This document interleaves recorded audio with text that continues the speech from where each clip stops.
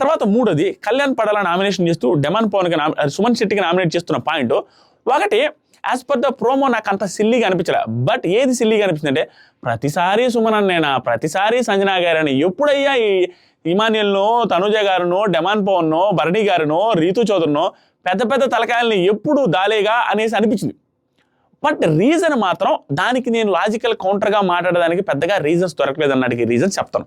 First నేనేం చెప్పాడంటే కంటెండర్షిప్ని తీసేస్తున్న టైంలో సుమనన్న అదే వెళ్ళిపోవడానికి రెడీగా ఉన్నా, అంటే ఎలాగూ రీతు చౌదరి కోసం అతను వదిలేస్తాడని తెలిసి కూడా అతనికి కాకుండా నాకు ఓటేశాడు వెళ్ళిపోవాలని, అది నచ్చలేదనే పాయింట్ని నేను లాజిక్ పాయింట్తో కౌంటర్ చేయడానికి నాకు ఎక్కడ నచ్చలేదంటే సుమన్ శెట్టి లాస్ట్ వీక్ కూడా నామినేట్ చేశాడు కళ్యాణ్ని. కళ్యాణ్ నామినేషన్ చేయలేం.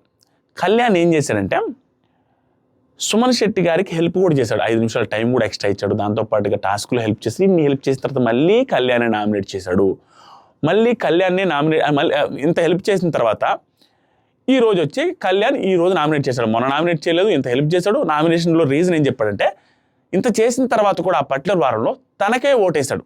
ఇందుకు రీతు చౌదరి వెళ్ళిపోద్ది, రీతు చౌదరికి డెమాన్ పవనే ఫుల్ సపోర్ట్ అని తెలుసు, డెమాన్ పవన్ ఎలాగో వదిలేస్తారని తెలుసు, నెక్స్ట్ రౌండ్లో ఇతను తీసుకోవచ్చు కదని ఫస్ట్ రౌండ్లో డెమాన్కి ఓటేయొచ్చు కదా నాకంటే కూడా అని ఆల్రెడీ హెల్ప్ చేసిన వ్యక్తి, ఆల్రెడీ నామినేషన్ నాకేశాడు, నేనైతే టైం ఇచ్చాను, ఇన్ని చేసినా కూడా అతను గివప్ ఇస్తాడు వెళ్ళిపోతాడని తెలిసి కూడా నాకేయడం తప్పు కదా అనే పాయింట్ నేను ఏమీ అనలేకపోతాను. నాకు ఆ లాజిక్ దొరకట్లా, ఎందుకంటే అది పాయింట్ ఉందనిపించింది. మీకు ఏమైనా పాయింట్ ఉంటే చెప్పండి. నేను పార్షియల్గా చెప్తున్నాను, ఈ పిఆర్ కళ్యాణ్కి ఎన్ని అనుకుంటే మీ ఇష్టం, నాకైతే లాజిక్ దొరకలేదు. ఎపిసోడ్లో లాజిక్ దొరికితే తాట తీసి వదిలేస్తాను. ఈ రోజు మామూలు సీరియస్ మోడ్లో ఉండదు రివ్యూ. మీరు ఎపిసోడ్ కోసం వెయిట్ చేయండి, నేను ఎవరిదైనా అంతే చెప్తా.